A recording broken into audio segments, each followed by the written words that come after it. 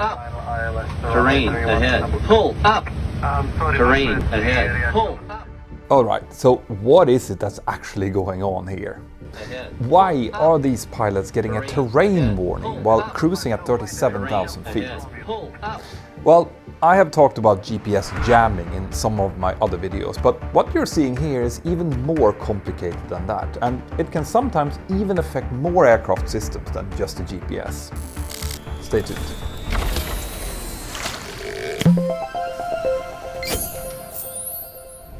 This is footage that was posted on Instagram a few weeks ago by Bernardo Cantarino Ferres, a pilot who kindly gave me permission to show and explain it to you guys. What it appears to show is an Airbus A320 or an A321 that isn't really sure where or how high it is, and I'm sure you understand that this can be a rather nasty situation to be in. So what's causing this then? Well, I'm sure you all know what GPS is, but to explain what you see here, we need to talk a little bit more about how the GPS system actually works. Because this is a system that is both fascinating and has evolved way beyond its original intended use. GPS stands for Global Positioning System and is basically the first and still the most popular of many satellite navigation systems now available around the world. Collectively, all of these systems are known as Global Navigation Satellite Systems, or GNSS. Now, I will use the term GPS from now on, but what I say can apply equally to all of these systems, although, as far as I know, commercial aircraft today mostly rely on the GPS system. So, what are these GNSS systems then? Well, they rely on a constellation of somewhere between 24 and 32 satellites each, and these satellites all fly on precise orbits at 6 different orbital planes around the Earth. Their actual number varies as older satellites are retired and replaced by newer ones, and there also tends to be a few spare ones out there, but the principle stays the same. They basically work as extremely accurate timekeeping devices, with each of them keeping an atomic clock on board and ground stations that verify their orbits continuously. Simply put, each satellite then sends out a signal which says, "This is where I am at precisely this time," plus some more information that helps the receiver find more satellites. Now, by using this timing and positional information, user devices like your phone, your smartwatch, your car, or indeed an airliner can then use several of these satellites to triangulate its own position. To be more specific, what's happening is actually a little bit more complicated than this. The satellite signal actually says, "This is what my orbit is, and this is what time it is where I am," and depending on how far that satellite is from you, that signal will then arrive with a specific time delay. So what your GPS device is actually doing is comparing the time delays of multiple satellites with the orbit of each one of them, converting them into distances from each satellite to figure out where you are. Now, we can go even a little bit nerdier than that if you want to involve the theory of general relativity, but I guess you get the basic idea.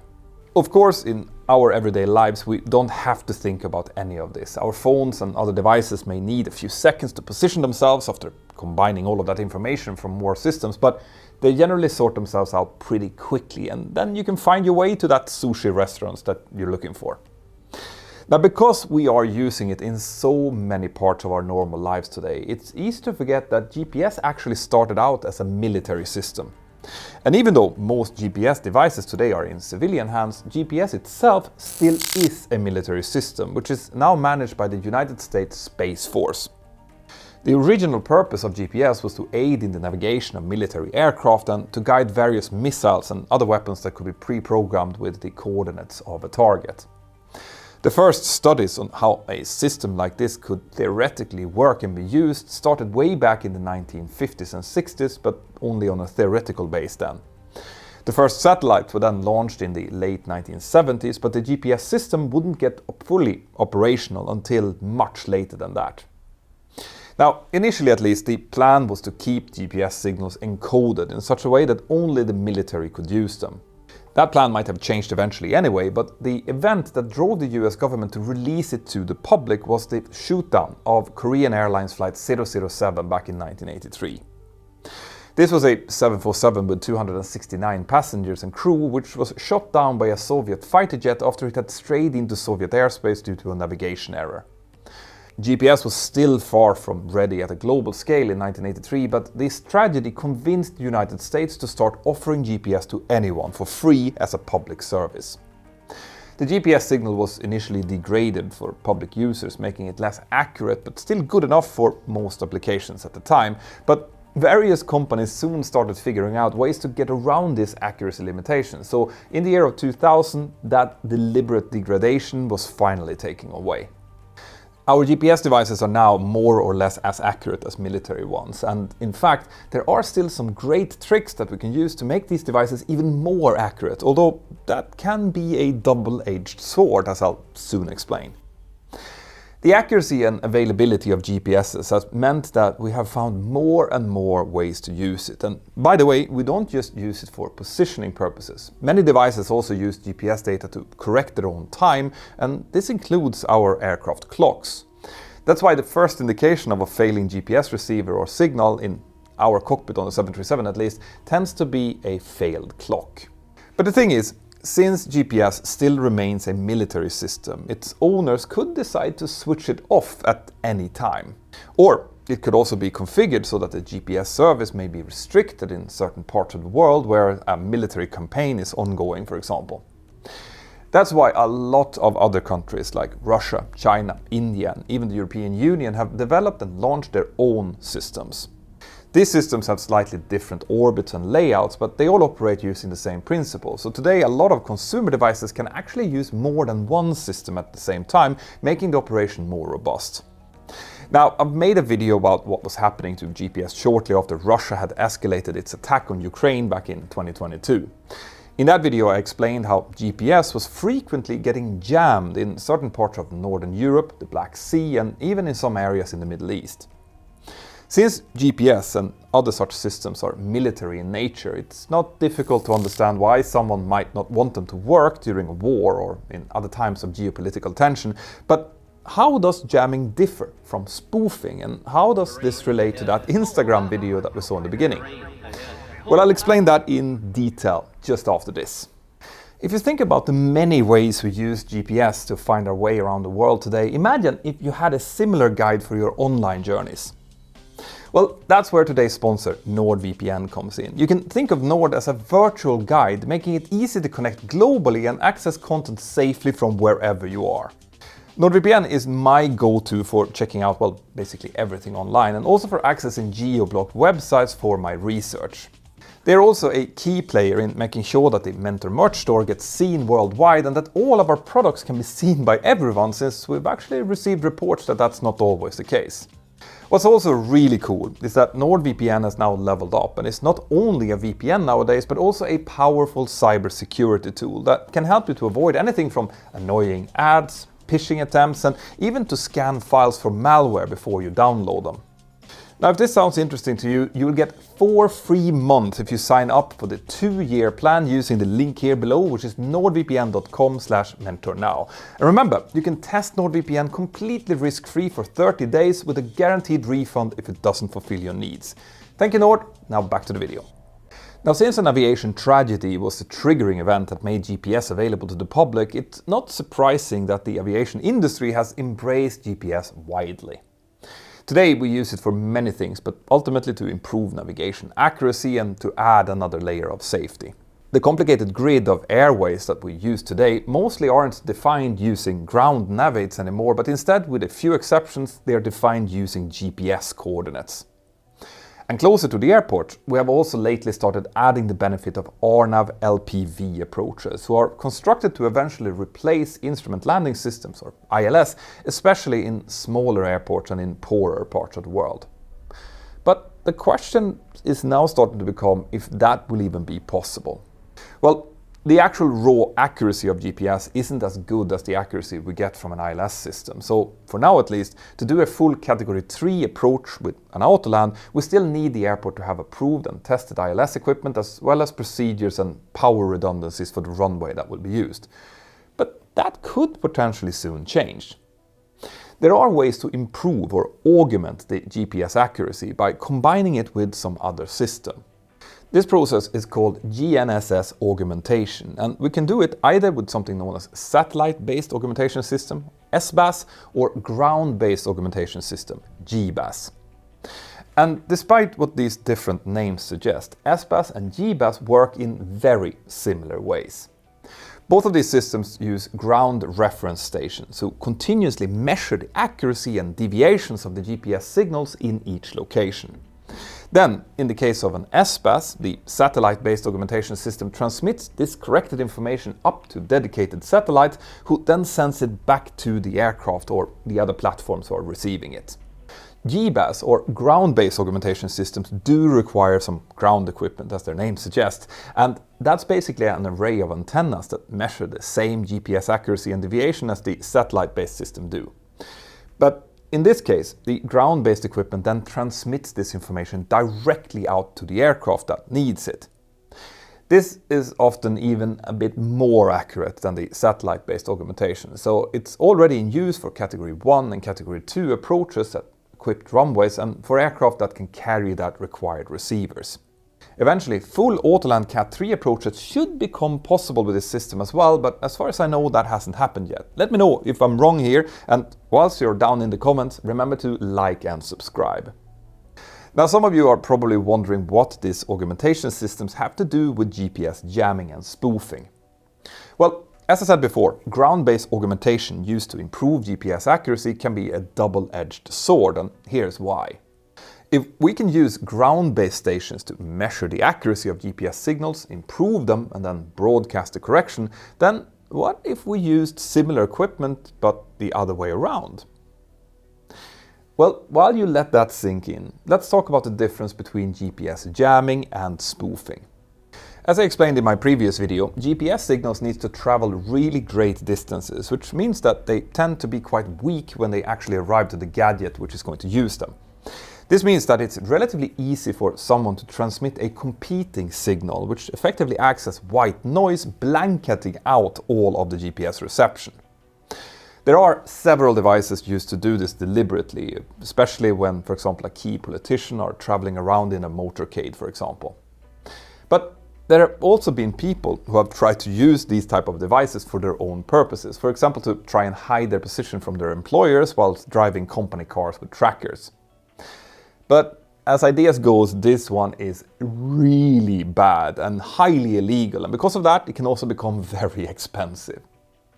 In 2013, a guy driving a company pickup truck in New Jersey was fined $32,000 because he used one of these illegal devices to hide him from his boss. As it turns out, he had chosen to park within Newark Airport to do this, which obviously wasn't ideal.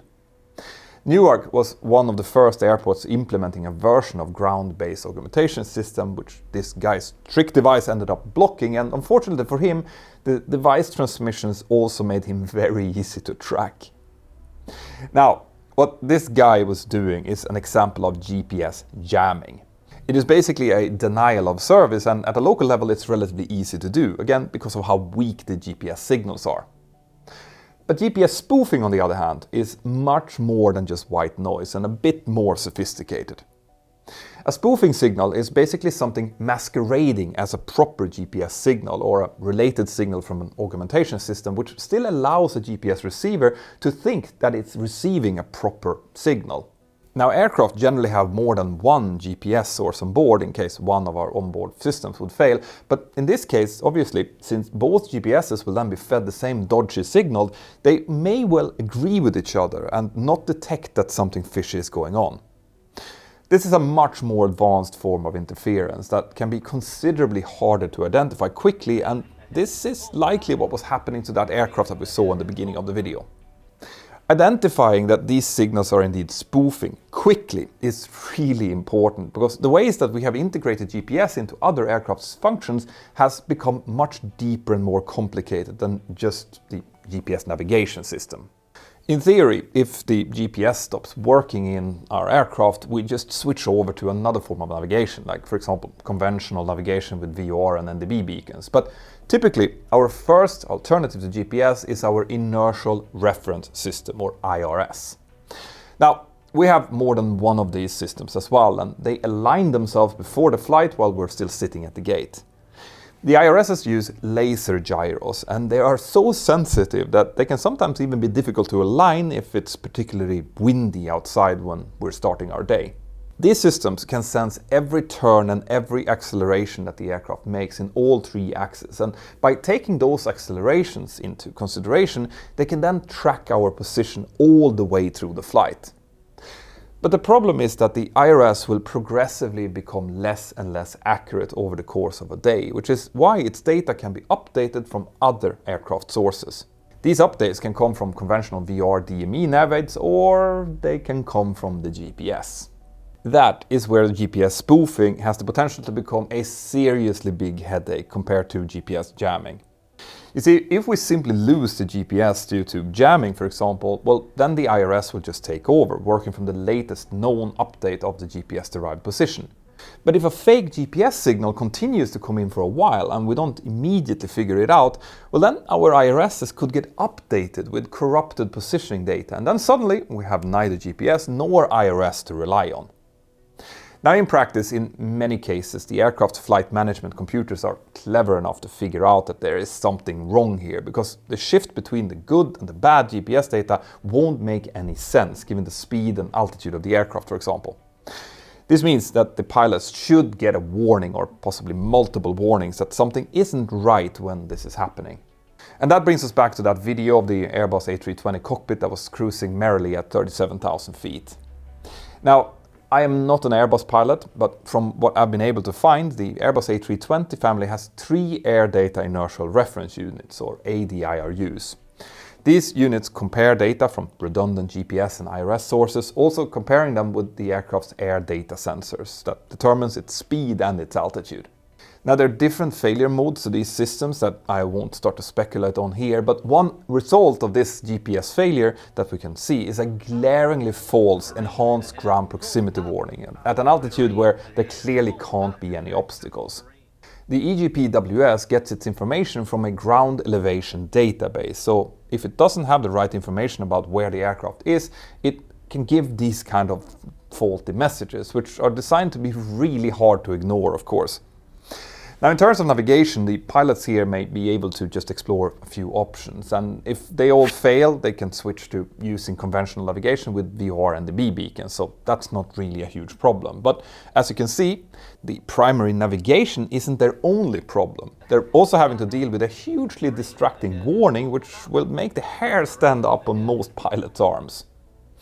Now, I saw a lot of comments on this video on Instagram asking why the pilots didn't respond to the warning. Shouldn't all EGPWS warnings be taken seriously? Well, the answer to that is obviously no. If you're clearly at 37,000 feet and nothing has changed except the indicated GPS position, you have to apply your common sense and not overreact. But the really interesting question is, what if this happened while the crew were in a descent, in cloud or at night, or whilst approaching an airport near high terrain? At 37,000 feet, we don't really need to think about executing a terrain escape maneuver, but that's because we can be absolutely sure that there is no danger there. But during descent and around terrain, you basically have to assume that the information that you're getting is real and react to it. I mean, you might have made an actual mistake. So how do we deal with these type of problems then? Well, the first thing we do is the same thing that we do with any other risks. We brief it, together with possible contingencies. This particular crew was flying close to Jeddah in Saudi Arabia, probably on their way to Abu Dhabi, and this is a part of the world where there have been many reports about possible GPS jamming and spoofing events before. EASA, Europe's aviation regulator, regularly publishes and updates a list of areas where these type of activities have been observed, and they also list the possible effects that this might have on aircraft systems. These effects typically include incoherence in navigational positions such as GNSS FMS position disagree or terrain warnings, abnormal differences between ground speed and true airspeed, time shifts, or problems with INS or IRS. Now, other aircraft facing similar problems in that part of the world recently nearly entered the airspace of Iran because of them, and others have reported that their GPS position has shifted as much as 60 nautical miles at times. Now these problems can, by the way, affect multiple aircraft types. Obviously, this video shows an Airbus A320 or an A321, but other pilots have reported issues with Boeing 737s, 747s and 777s, Embraer E-series jets and various business jets. Basically, any aircraft equipped with an integrated GPS will be potentially susceptible to this. Unfortunately, there are multiple hotspots in the world today, and this problem is constantly getting worse. Crews who are forced to fly in these areas needs to be well aware of all possible risks, how their aircraft might respond, and also have contingency plans for how to deal with these problems if they should occur. So in the longer term, we will need to think about how future aircraft systems will deal with these problems more effectively. Now, near airport, GPS-based RNAV approaches are cheap and easy for many airports to implement, but if we need to have ground equipment anyway for those ground-based GPS augmentation systems, and these systems are so easy to block or spoof, well then maybe we should be looking at some kind of alternatives. Before RNAV approaches became the default alternative to ILS, the FAA and NASA actually spent a lot of time and money on developing another alternative, something known as a microwave landing system. This system would still use fixed airport equipment, but it was a lot smaller and much simpler than the glide slope and localizer antennas that the ILS needs, and it also operated much further from other frequencies, making interference a lot less likely. Now, NASA actually used a version of this microwave landing system to land the space shuttle, so maybe this would be a possible way forward if these GNSS problems continue to become more widespread. In the end, the FAA abandoned the MLS system in favor of GPS, but that was before these latest issues had started rising around spoofing. So, given the need for a potential navigational alternative to GPS and other such systems today, I wouldn't be surprised if the MLS or other systems would soon start to emerge to fill this void. Now, of course, with the slow rate of all developments in aviation, we probably shouldn't hold our breath for this to happen, but it is a really interesting thing to think about though. What do you think? I would love to hear your opinions and experience in the comments here below. Now, if you really want to discuss this and basically anything else aviation related directly with me, then join my inner circle of Patreons using the link below or somewhere here on the screen. We have regular Zoom hangouts where we can discuss basically everything that comes up, and it's always great. You can also support us by sending a super thanks using the $sign button below here, or by buying some merch. It all really helps. Have an absolutely fantastic day, and I'll see you next time. Bye bye.